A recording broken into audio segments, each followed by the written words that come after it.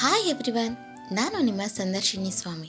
ಮನಸೊಲ್ಲದ ಮದುವೆ ಕಥೆಯ ಮುಂದುವರಿದ ಭಾಗ, ಎಪಿಸೋಡ್ 9.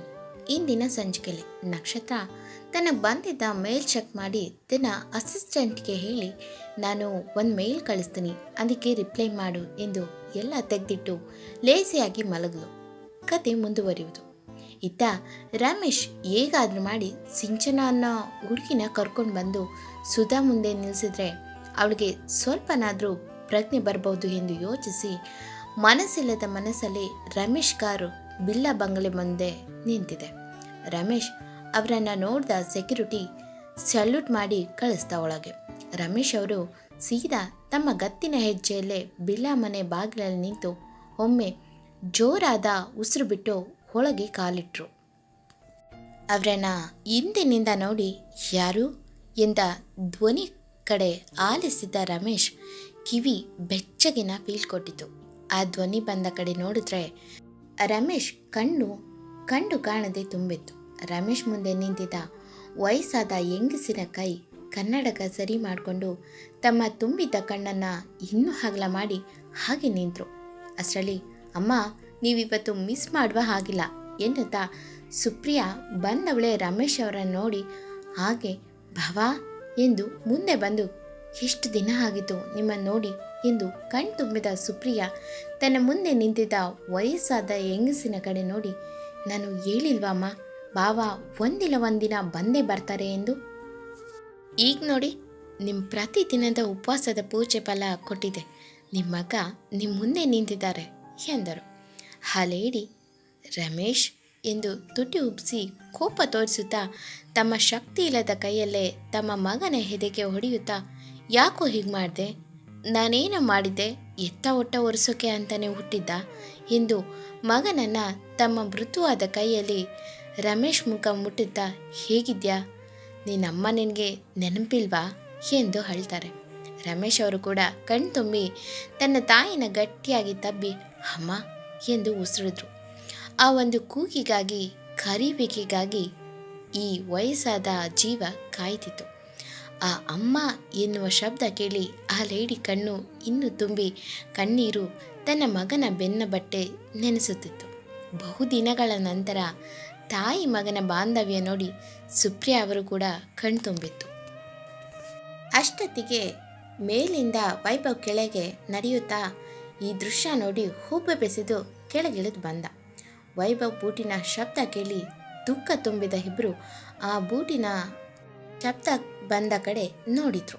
ವೈಭವ್ ಮುಖದಲ್ಲಿ ಯಾವುದೇ ಎಕ್ಸ್ಪ್ರೆಷನ್ ಇಲ್ಲ.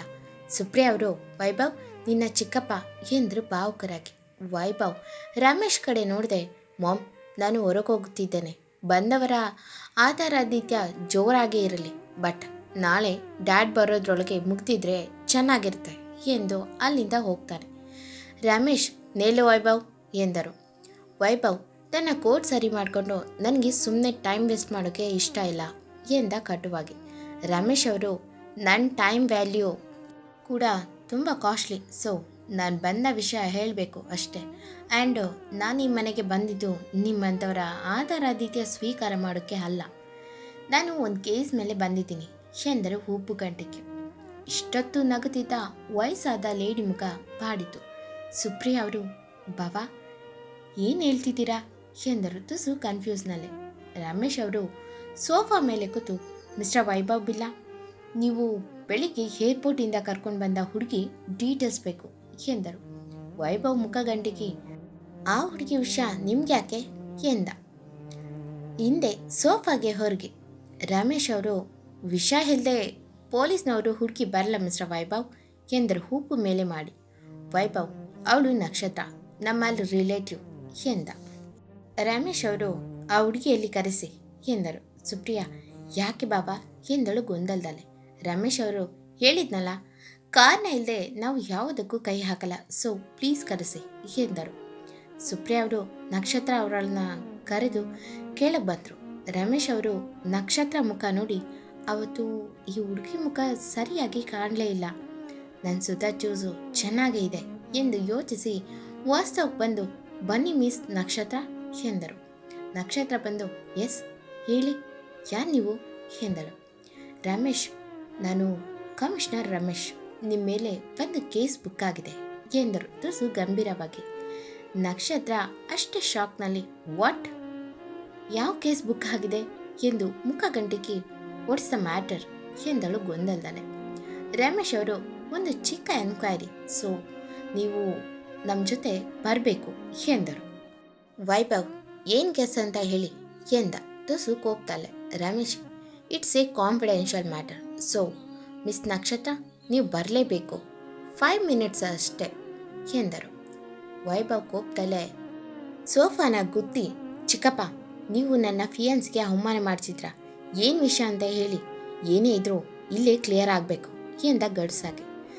ರಮೇಶ್ ಅವರು, ಕಾನ್ಫಿಡೆನ್ಷಿಯಲ್ ಅಂದರೆ ಯಾರಿಗೂ ಹೇಳಬಾರ್ದು ಅಂತ, it's including you also mister Vaibhav ಎಂದು ಎದ್ದು ನಿಂತು ಸುಪ್ರಿಯಾ ಅವರ ಕಡೆ ತಿರುಗಿ, ನಿಮ್ಮ ಮನೆ ಹುಡುಗಿನ ಸೇಫ್ ಆಗಿ ನಾನೇ ಖುದ್ದು ಕರ್ಕೊಂಡು ಬಂದು ಬಿಟ್ಟು ಹೋಗ್ತೀನಿ, ಸೊ ಪ್ಲೀಸ್ ಕೋಪ್ರೇಟ್ ಮಾಡಿ ಎಂದರು.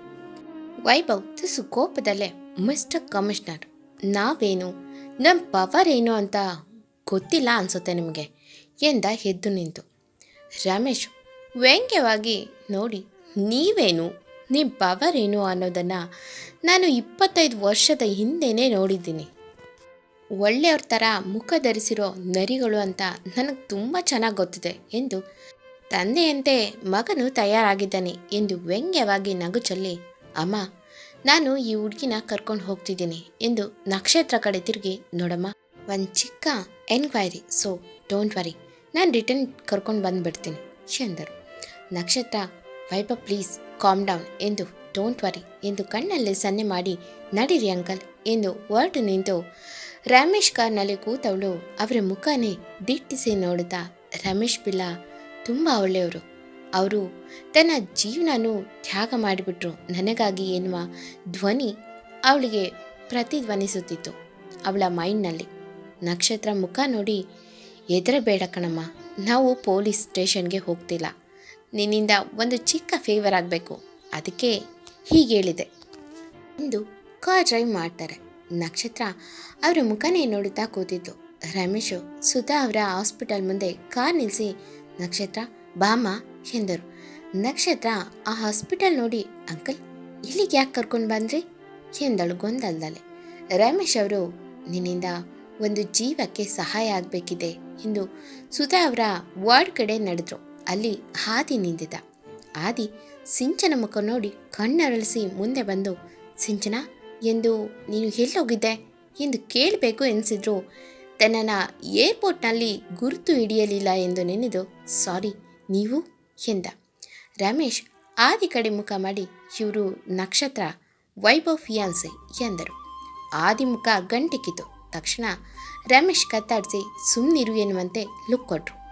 ನಕ್ಷತ್ರ ಗೊಂದಲದಲ್ಲೇ, ನಾನು ನಕ್ಷತ್ರ, ಸಿಂಚನ ಅಲ್ಲ ಎಂದಳು. ಆದಿ ಕಡೆ ನೋಡಿ ರಮೇಶ್ ಅವರು, ಹೌದಮ್ಮ ಗೊತ್ತಿದೆ, ನನ್ನ ಹೆಂಡತಿ ಕೋಮಾ ಸ್ಟೇಜ್ನಲ್ಲಿ ಇದ್ದಾಳೆ, ಈಗ ನೀನು ಸಿಂಚನ ಎಂದು ನನ್ನ ಹೆಂಡತಿ ಹತ್ತಿರ ಬಂದು ಸ್ವಲ್ಪ ಸಮಯ ಮಾತಾಡ್ತೀಯಾ ಎಂದರು ವೇದನೆಯ ಧ್ವನಿಯಲ್ಲಿ. ಆದಿ ರಮೇಶ್ ಅವರು ಸುಧಾ ಅವರನ್ನ ಹೆಂಡತಿ ಎಂದಿದ್ದು ಕೇಳಿ ತುಸು ಟೈಮ್ ಬೇಸರವಾದರೂ ಸ್ವಲ್ಪ ಸಮಯ ಬಿಟ್ಟು ಅವರ ಮೇಲೆ ಹೆಮ್ಮೆ ಮೂಡಿತು. ಅವರು ತನ್ನ ತಾಯಿಗಾಗಿ ಪರಿತಪಿಸಿರುವುದನ್ನು ಕಣ್ಣಾರೆ ಕಂಡಿದ್ದ ಆದಿ, ಹಾಗಾಗಿ ಈಗ ಅವರು ಹೇಳಿದ್ದನ್ನು ಮನಸಾರೆ ಒಪ್ಕೊಂಡಿದ್ದ. ಮೊದಲಿದ್ದ ಆದಿನಾಥ್ ಆಗಿದ್ರೆ ರಮೇಶ್ ಕಥೆನೇ ಬೇರೆ ಇರ್ತಿತ್ತು. ಬಟ್ ಈಗಿನ ಹಾದಿಗೆ ತಾನು ಇಷ್ಟು ದಿನ ಇದ್ದಿದ್ದೇ ಸುಳ್ಳಿನ ಭ್ರಮೆಯಲ್ಲಿ. ಅದರಿಂದ ತಾನೀಗ ತಾನೇ ಹೊರಬಂದು ಒಂದೊಂದೇ ನಿಜಾನ ತಿಳಿಯುತ್ತಿದ್ದ. ಅದಕ್ಕೆ ಈಗ ಸುಧಾ ಅವರ ಕಷ್ಟದ ಜೀವನ ದೂರ ಆಗೋಗಳಿಗೆ ತಾನಾಗೇ ಒದಗಿ ಬಂದಿದೆ ಎಂದು ಸುಮ್ಮನೆ ನಿಂತ.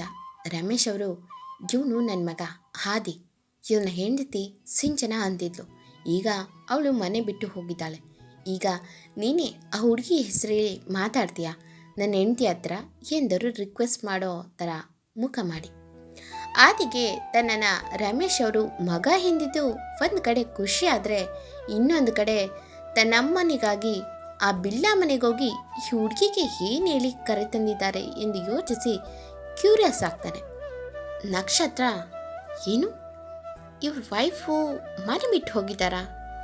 ಅದಕ್ಕೆ ಪೊಲೀಸ್ ಸ್ಟೇಷನ್ನಲ್ಲಿ ಕಂಪ್ಲೇಂಟ್ ಕೊಡಿ, ಅಂದ್ಬಿಟ್ಟು ನನ್ನ ಬಳಿ ಬಂದರೆ ನಾನೇನು ಮಾಡೋಕ್ಕೆ ಸಾಧ್ಯ ಎಂದಳು ತುಸು ಕನ್ಫ್ಯೂಸ್ನಲ್ಲೇ. ರಮೇಶ್ ಅವರು, ಹೌದಮ್ಮ ಗೊತ್ತಿದೆ, ಅವಳು ಹುಡ್ಕೋದೆಲ್ಲ ನಾನು ಹ್ಯಾಂಡಲ್ ಮಾಡ್ತೇವೆ ಕಣಮ್ಮ. ಬಟ್ ನೀನು ಸುಧಾ ಮುಂದೆ ಬಂದು ಅಮ್ಮ ಅಂತ ಮಾತಾಡ್ತೀಯಾ? ನಿನ್ನ ಒಂದು ಮಾತಿಂದ ನನ್ನ ಹೆಂಡತಿ ಕಣ್ಣು ಬಿಡ್ಬೋದು ಎಂದರು. ನಕ್ಷತ್ರ ಓಕೆ ಎಂದು ಕತ್ತಾಡಿಸ್ತವಳು ಇನ್ನು ಯೋಚಿಸುತ್ತಾ ನಿಂತಳು. ರಮೇಶ್ ಅವರು ಹಾದಿ ಹತ್ರ ಹೋಗಿ ಸಿಂಚನ ಹೇಗೆ ಸುಧಾ ಹತ್ರ ಮಾತಾಡ್ತಿದ್ಲು ಅದನ್ನು ಇವ್ರಿಗೆ ಹೇಳು ಎಂದರು. ಆದಿ ಮನೆಯಲ್ಲೇ ಶಿವಳ ಮಾತನ್ನ ಶಿವಳಿಗೆ ನಾನು ಹೇಳಬೇಕು ಎಂದು ನಿಟ್ಟುಸಿರು ಬಿಟ್ಟು ಸಿಂಚನ ಬಗ್ಗೆ ಅವಳು ಹೇಗೆ ಮಾತಾಡ್ತಿದ್ದಳು ಅನ್ನೋದನ್ನು ಹೇಳ್ತಿದ್ದ. ಅದನ್ನು ಕೇಳ್ತಿದ್ರೆ ನಕ್ಷತ್ರಗೆ ನಿಜಕ್ಕೂ ಕನ್ಫ್ಯೂಸ್ ಆಗಿತ್ತು. ಯಾಕಂದರೆ ಇವ್ರೇನು ಮೆಂಟಲ್ ಆಗಿದ್ದಾರಾ? ಅವ್ರು ಕಂಡುಬಿಟ್ರೆ ನಾನು ಅವರ ಸೊಸೆ ಅಲ್ಲ ಅಂತ ಗೊತ್ತಾದರೆ ಅವರ ಮನಸ್ಸಿಗೆ ಇನ್ನಷ್ಟು ಆಘಾತವಾಗುತ್ತೆ ಅನ್ನೋ ಸಣ್ಣ ಕಾಮನ್ ಸೆನ್ಸ್ ಇಲ್ವಾ ಎಂದು ಯೋಚಿಸುತ್ತಿದ್ಲು. ಹಾದಿ ಇವಳ ಮುಖದಲ್ಲಿ ಮೂಡುತ್ತಿದ್ದ ಎಕ್ಸ್ಪ್ರೆಷನ್ ನೋಡಿ ಇವಳಿಗೇನಾದರೂ ಹಳೇದು ನೆನಪಾಗ್ತಿದ್ಯಾ ಎಂದು ಬಿಟ್ಟ ಕಣ್ಣು ಬಿಟ್ಟು ನೋಡ್ತಿದ್ದ. ಬಟ್ ನಕ್ಷತ್ರ ಯೋಚನೆನೇ ಬೇರೆ. ಅವಳು ಇವನ ಕಡೆ ನೋಡಿ, ಹೇಳು ಮಿಸ್ಟರ್ ಆದಿ, ನನ್ನ ನೋಡಿದ್ರೆ ಅವ್ರಿಗೆ ಇನ್ನೂ ಶಾಕ್ ಆಗೋ ಚಾನ್ಸಸ್ ಜಾಸ್ತಿ ಇದೆ ಅಲ್ವಾ ಎಂದಳು ಕೈ ಕಟ್ಟಿ. ಹಾದಿ, ಇವಳೇ ಸಿಂಚನ ಅಂತ ಹೇಳೋಕ್ಕೂ ಆಗಲ್ಲ. ನನ್ನ ಕರ್ಮ, ಆ ಫಾಕ್ಸ್ ಮುಕ್ತವನು ಶಿವಳು ಹುಡುಗನ, ಅದಕ್ಕೆ ಅನಿಸುತ್ತೆ ಅವಳು ನೋಡಿದ್ರೆ ಒಂದು ವಿಯರ್ಡ್ ವಾತಾವರಣ ಸೃಷ್ಟಿ ಆಗೋದು ಎಂದುಕೊಂಡು ಇನ್ನೊಂದು ಮನಸ್ಸು ಇಷ್ಟು ಚೆನ್ನಾಗಿರೋ ಹುಡುಗಿ ಅಂತ ಕೊಳಕು ಮಂಡಲ ಫ್ಯಾಮಿಲಿಗ ಎಂದುಕೊಂಡು ತುಂಬ ಕನ್ಸರ್ನಲ್ಲಿ ನೋಡ್ದ. ರಮೇಶ್ ಅವರು ಮತ್ತೆ ಬಂದು, ನೋಡಮ್ಮ, ಆ ಹುಡುಗಿ ಸುಮಾರಾಗಿ ನಿಂತರನೇ ಇದ್ದಿತು ಎಂದರು. ನಕ್ಷತ್ರ ಕಣ್ಣು ಆಶ್ಚರ್ಯದಲ್ಲಿ ಮಿನುಗುತ್ತಾ, ವಾಟ್, ನಂತರನಾ ಎಂದಳು. ಆದಿ, ಎಸ್ ಮಿಸ್ ನಕ್ಷತ್ರ ಎಂದು 2 ಬಾರಿ ಕೆಮ್ಮಿ ನಕ್ಕ ನಟಿಸುವಂತೆ. ನಕ್ಷತ್ರ, ಹೋ ಹೌದಾ, ವೆರಿ ಇಂಟ್ರೆಸ್ಟಿಂಗ್ ಎಂದು ಆದಿ ಕಡೆ ನೋಡಿ ಕಣ್ಣರಳಿಸುತ್ತಾ, ಅವರ ಮದುವೆ ಆಗಿ ಎಷ್ಟು ವರ್ಷ ಆಗಿದೆ? ಅವರನ್ನು ಕಿಡ್ನಾಪ್ ಮಾಡಿದಾರ ಹೇಗೆ ಎಂದಳು ಉಪ್ಪು ಗಂಟೆಗೆ. ಆದಿಗೆ ಇವಳು ಪ್ರಶ್ನೆ ಕೇಳೋದು ನೋಡಿ ತಲೆ ಕೆಡಿಸಿತು. ಮೊದಲು ಇವಳು ಮೆಂಟ್ಲು, ಇವಾಗಲೂ ಇವಳು ಮೆಂಟ್ಲೆ ಎಂದು ತನ್ನ ಪೇಷನ್ಸನ್ನು ಕಳೆದುಕೊಳ್ಳುತ್ತಾ, ನೋಡಿ ಮಿಸ್, ಮೊದಲು ನನ್ನ ಅಮ್ಮನ ನೋಡಿ ಮಾತಾಡ್ಸ್ಬನ್ನಿ, ಆಮೇಲೆ ನನ್ನ ಹೆಂಡತಿ ಬಗ್ಗೆ ಒಂದು ಬುಕ್ ಬರೆಯುವಷ್ಟು ಹೇಳ್ತೀನಿ ಎಂದು ಪಾರದ ನಗು ಚೆಲ್ಲಿದ. ನಕ್ಷತ್ರ, ಹೋ ಎಂದು ಮನದಲ್ಲೇ ಇಂಥ ಆಟಿಟ್ಯೂಡ್ ಮನುಷ್ಯನ ಜೊತೆ ಅದೆಂಗೆ ಹುಡುಗಿ ಸಂಸಾರ ಮಾಡಿದ್ಲೋ ಏನೋ, ಒಂಥರ ಕೊಬ್ಬು ಎಂದು ನಿಟ್ಟುಸಿರು ಬಿಟ್ಟು, ಓಕೆ ಫೈನ್ ಎಂದು, ಅಂಕಲ್ ನಿಮಗಾಗಿ ಮಾಡಿಸಿದ್ದೀನಿ ಎಂದು ಆದಿ ಕಡೆ ಒಂದು ಕಾರದ ಲುಕ್ ಕೊಟ್ಟು ತಾನು ಸುಧಾ ಅವರನ್ನು ಮಲಗಿಸಿದ ರೂಮ್ಗೆ ಹೋಗ್ತಾಳೆ. ಅಲ್ಲಿ ಡಾಕ್ಟರ್ ದಯಾಲ್ ರಿಪೋರ್ಟ್ ನೋಡುತ್ತಾ ನಿಂತಿದ್ರು. ನಕ್ಷತ್ರ ಡೋರ್ ಬರಲಿನೇ ನಿಂತು ಸುಧಾ ಅವರನ್ನು ನೋಡ್ತಿದ್ಲು. ಡಾಕ್ಟರ್ ದಯಾಳ್ ಅವರು ಇನ್ನೆ ತಿರುಗಿ ನೋಡಿ, ಏನಮ್ಮ ಸಿಂಚನ ಎಂದು ಒಂದು ಕ್ಷಣ ನೆನೆದು, ಸಾರಿ, ನೀವು ಎಂದರು. ಯಾರು ಎನ್ನುವಂತೆ. ನಕ್ಷತ್ರ, ಐ ಆಮ್ ನಕ್ಷತ್ರ ಎಂದಳು ಪುಟ್ಟ ಸ್ಮೈಲ್ ಕೊಟ್ಟು. ಮುಂದಿನ ಭಾಗದಲ್ಲಿ ವೈಭವ್ ನಕ್ಷತ್ರನ ಕರ್ಕೊಂಡು ಹೋಗುವ ಮುನ್ನ ಹಾದಿಗೆ, ನೀನು ಮದುವೆ ಬೇರೆ ಆಗಿದೆಯಾ ಆದಿ? ಅದು ಯಾರಿಗೆ ಗೊತ್ತಿಲ್ಲದೆ ಏನೋ ವಿಷಯ ಇದೆ, ಅದಕ್ಕೆ ನಿನ್ನ ಹೆಂಡತಿ ನಿನ್ನ ಜೊತೆಗೆ ಬದುಕೋಕೆ ಇಷ್ಟ ಇಲ್ಲದೆ ಬಿಟ್ಟೋಗಿದ್ದಾಳೆ ಎಂದ ವ್ಯಂಗ್ಯದ ನಗು ಚೆಲ್ಲಿ ಕತೆ ಮುಂದುವರಿಯುವುದು. ಎಂದಿನಂತೆ ಈ ಸಂಚಿಕೆ ನಿಮಗೆ ಇಷ್ಟವಾಗಿದ್ದರೆ ಕಮೆಂಟ್ ಮಾಡಿ, ಲೈಕ್ ಮಾಡಿ, ಶೇರ್ ಮಾಡಿ. ಹಾಗೆ ಈ ಕಥೆಯ ಹೆಚ್ಚಿನ ಎಪಿಸೋಡ್ಗಾಗಿ ನನ್ನ ಚಾನೆಲ್ಗೆ ಸಬ್ಸ್ಕ್ರೈಬ್ ಆಗಿ ಪಕ್ಕದಲ್ಲಿರುವ ಬೆಲ್ ಐಕನ್ನ ಕ್ಲಿಕ್ ಮಾಡೋದ್ರಿಂದ ನನ್ನೆಲ್ಲ ಕಥೆಗಳ ನೋಟಿಫಿಕೇಷನ್ ನಿಮಗೆ ಸಿಗುತ್ತೆ. ಧನ್ಯವಾದಗಳು.